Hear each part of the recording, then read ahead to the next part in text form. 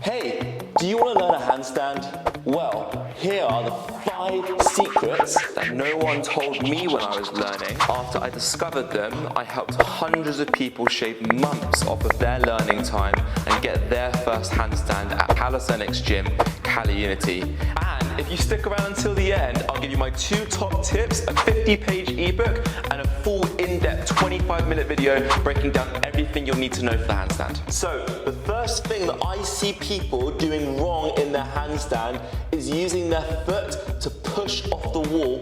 I mean, when you're up here, can you use your feet to kick off the wall?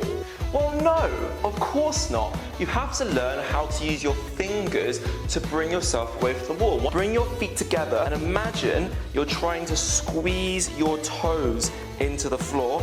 That is the exact same thing you do with your fingers when you're squeezing to bring yourself away. And that nicely brings me into the second tip, which is keep the weight of the handstand in your fingers. If you're standing up and you lean back, notice what you do with the back of your feet. You might even start to lift up your toes, and if you go too far, you might pike the hips to save yourself. So if you keep the weight in your fingers rather than your palms, you have so much more control when you eventually come up into your handstand. And notice how my fingers are being used. They're squeezing. If I put the weight back here, notice how I immediately came down in that position. And a good way of saying it is if the tips of your fingers are going white, then you're doing it right. And when squeezing forward, you should see the front of your fingers turning white. And this nicely leads me into my third point, which is core tension. If I'm in this position and I push my feet down, nothing happens in my shoulders.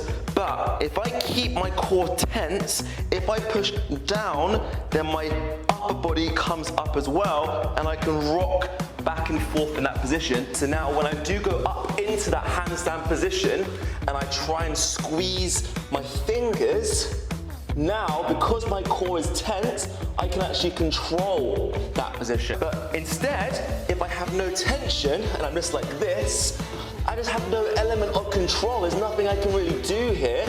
Instead, when I'm up there, I'm pushed through and I'm squeezing. Now, I can use my fingers, I can bend my arms, and I can control that position so much better. And this leads me to a really, really important point, which is shoulder position. You bring your arms out in front of you and you bring your shoulders down. Try and put your hands overhead.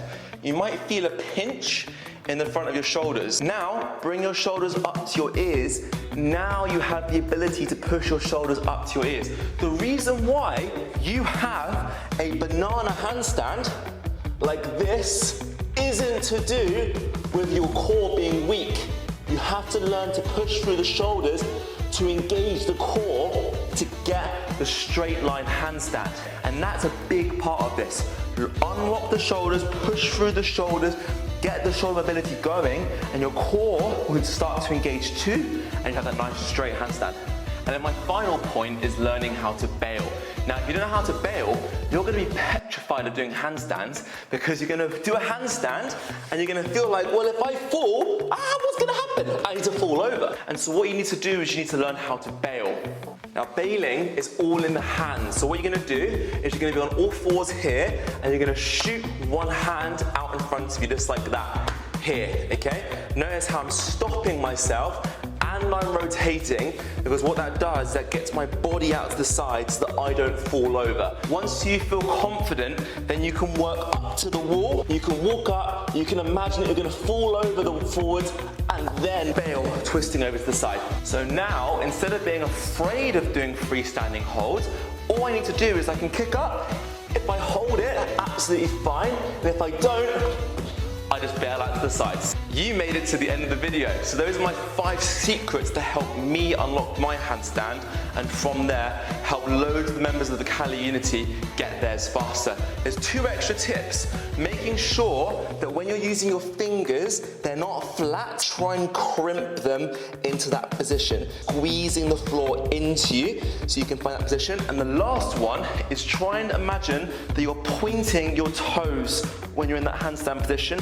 That allows you to generate tension in your calves and in your legs, and allows you to transfer the force through that. One last thing, if you guys go into the description below, there's going to be a link to School, which is an online community for the whole of the CaliUnity. And also below that, you can take a quiz and you can get access to all of our resources, 50-page handstand ebooks, 25-minute videos, everything on there completely for free. If you want to learn more, go to the description and you can take your handstand journey to the next level.